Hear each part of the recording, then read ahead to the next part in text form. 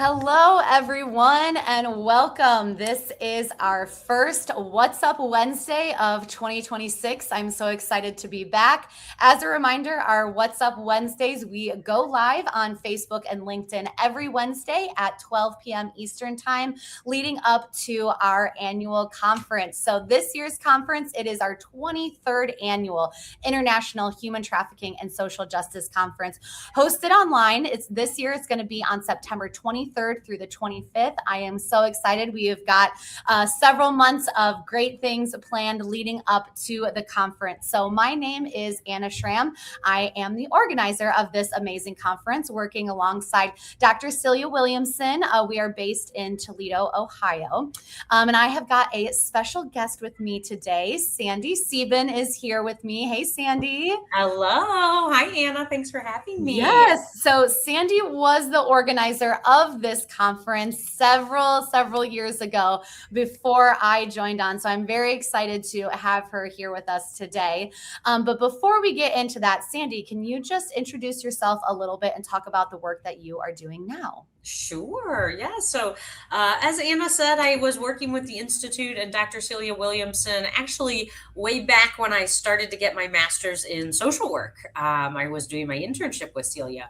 I have since moved. I live in Cincinnati, Ohio. I am the vice president of operations of a youth nonprofit here in Cincinnati called Friars Club. So if any of you are around Cincinnati, give us a shout or come say hello.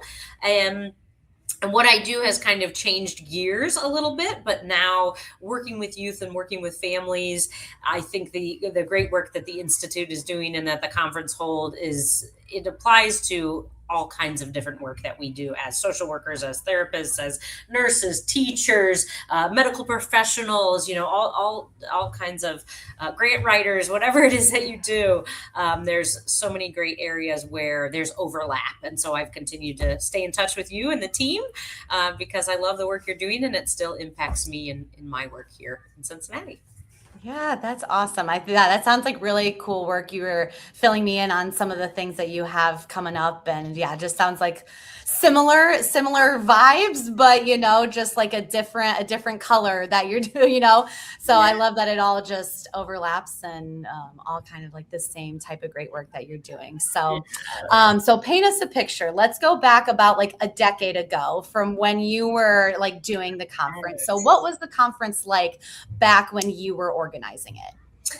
So I love this question because I love reminiscing. And when I started with Celia in the conference, we had not yet officially grown, especially not to the extent that you are. So I believe it was 2013, 2014 that I started to help Celia with growing the conference and expanding. And at this time in 2014, 2015, when I started to lead the conference, we were in person. We took an entire hallway, really a whole wing of the University of Toledo Student Center. We had several classrooms, we had several conference rooms. There were people picking up. One year, Anna's family was included in this. I had my family, I had Anna's family, I had Ashley and Celia's family driving to pick people up from the Detroit airport, from the Toledo airport. We had people coming from all over the world in person, flying to Toledo, Ohio, little Toledo, Ohio, to attend this conference. And it was so powerful having survivors in the same room, as you had researchers in the same room, as you had educators in the same room. And we sometimes joked that the conversations we had in the van to and from hotels and the airports was just as valuable as the conference itself. And this is one of the many reasons why I keep coming back, is there's so many conversations, discussions, not arguments. Sometimes people disagree, but everybody's there to challenge their own self and educate themselves and learn and grow. And that's how it was even the beginning when we had Smucker's pie delivered in the lobby, and people would say, "Is there any more pie? Is there any more pie?" And that was oftentimes a comment on the reviews that we would get on heavy content, I'm a little overwhelmed, but thanks for the cookies and pie because it kind of brought me down a little bit, calmed me down. So that's just a few of my memories I have from the conference back then. Yeah, Yeah. it's great reminiscing back on all of those years ago. So I had the pleasure of volunteering for the conference as an intern in 2016. I interned at the university's Human Trafficking Institute and worked with Sandy, volunteered for that conference. It was my first experience of the conference. And what was all of this? What like goes into all of this like big event organizing? And then the next year in 2017, I shadowed you in that transition time as you were kind of heading out to a different position in the Department of Social Work. And I was trying to come on in as the new person. So, and then the first 2 years I planned it on my own, 2018, 2019, we were still in person. We were just, kind of doing the same things that we had been doing and maintaining, but we were growing. We were very quickly outgrowing our space. And, I remember even in end of 2019, very beginning of 2020, trying to have some conversations, maybe look at different venues, also think about what things can we do online to maybe save all of the paper that we're printing. So, we were even starting to have these conversations, which I'm glad looking back that we were, because then 2020, of course, we all know what happened. We have switched to an online format. And then this year will be the 7th online conference that we've had, which is just wild how many conferences we truly have done online. The years go so fast. And, I think there are pros and cons to each an in-person and an online conference. I think they each provide great and different things. But like one of the things that I personally like about an online conference is how much more we've been able to expand our reach.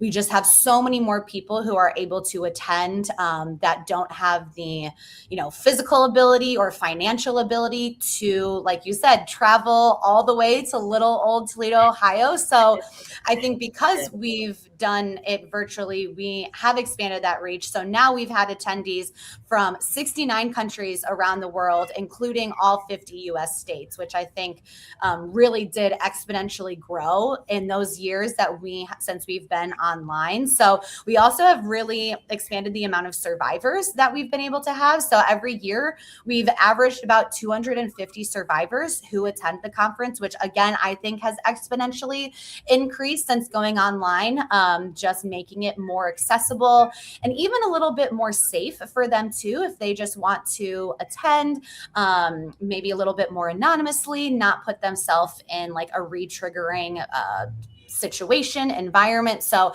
I'm glad that we've been able to like provide that space for them. So since we've been online, I feel like I've kindly forced you or voluntold you to keep working for the online conference. And now you do that as a tech moderator for the past several years online. So you've also been able to kind of see these changes and growth firsthand. So from your perspective, tell us how you've seen the conference change and evolve from when you planned it.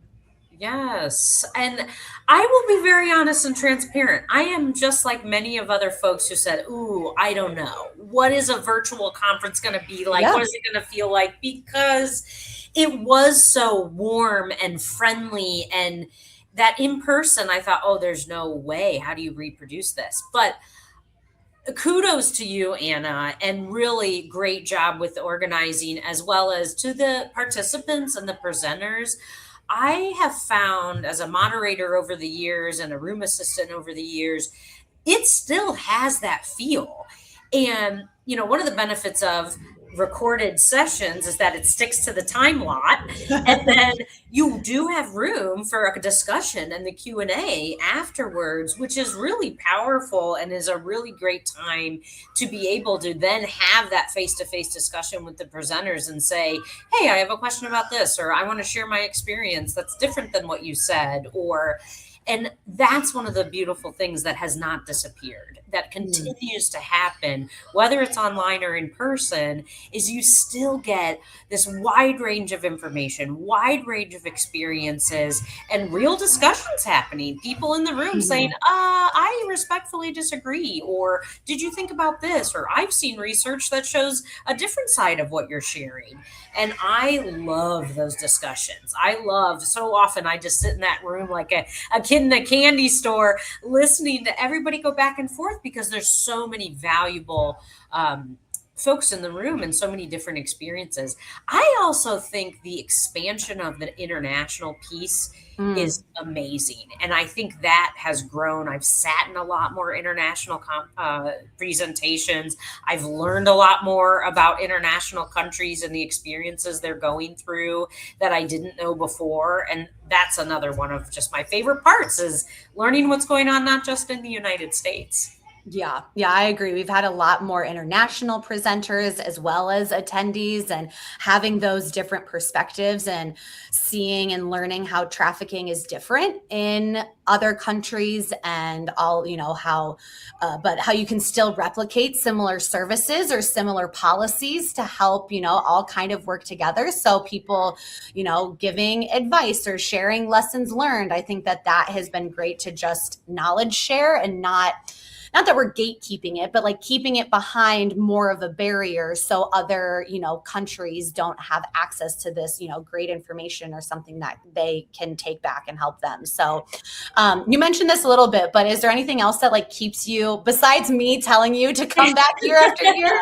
is there anything that keeps you coming back year after year? Oh, I'm thirsty for knowledge. I'm thirsty to grow and to learn more. And even when even when human trafficking is not my day-to-day work, Mhm. the the experience and the information that I'm learning every time I come to the conference just makes me a better human. It makes me a better Mhm. social worker. It makes me a better partner. It reminds you about patience and to be grateful and thankful for what we have. I mean, there's so many reasons, not just because you ask, that I would do almost anything you ask, but I genuinely love coming back, and I love learning and meeting people and hearing new things and new research that is being shared. And that's, I come back so I can continue to learn and grow as a human, because I think it's so important that we're always continuing to learn.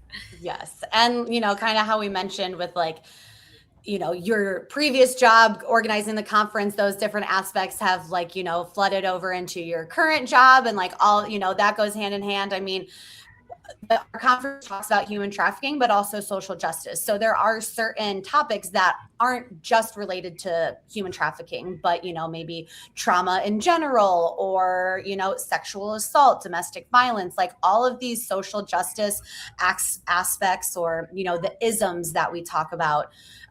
Those kind of interplay. If it's not just human trafficking, it might be in a different line of work that somebody else works in. So I think there's a lot to be learned, even if you're not specifically in human trafficking. Yes. Anna, can you maybe share with me? Can I get an inside scoop on what might be a little bit different or new for this year's conference? Yes, yes. So looking forward to this year. Like I mentioned, this is our 23rd annual conference. So of course, we're going to continue to keep all of like the good things, the, great diversity of presenters and topics. We have over 110 breakout sessions that you can choose from throughout the 3 days. We have a lot of different topics. So like I mentioned, this isn't just for direct service providers. So we have a lot of, social workers, counselors who come, but we also have healthcare workers, we have researchers, we have lawyers and people who are working in policy, we have law enforcement officers, we have people doing programming, and we also have a lot of lived experience experts. So one of the things that we are doing this year, because we have recognized the importance of this for many, many, many years, but have not had the funds always to provide this, but we are providing honorariums for all of our lived experience presenters at the conference.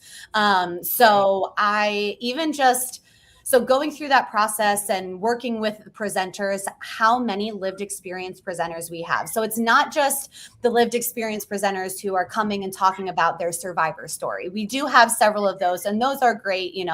Those presenters are brave to be able to, come to an international conference and share all of these traumatic things that happened, and they have chosen and feel empowered to speak about that. But we have lived experience perspectives who are talking about programming that they now work on, or the importance of including survivor leaders at the table. And so we have a lot more, what I've seen this year, a lot more lived experience experts who are talking more on like the professional end. And I love to see that continuum of like victim to survivor to thriver.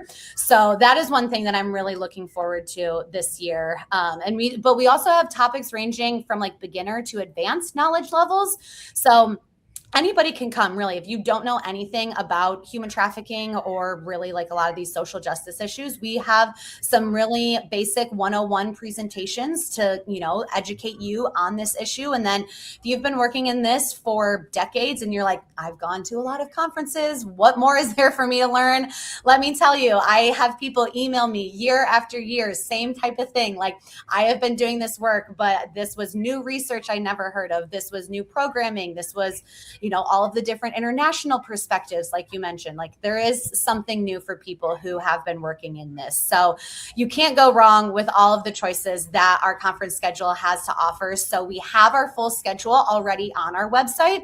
So if you go to our website that you see on the bottom of the screen, traffickingconference.com/schedule, you can look through that, all of the presenter bios, all of the session descriptions, all of the fun things that has to offer.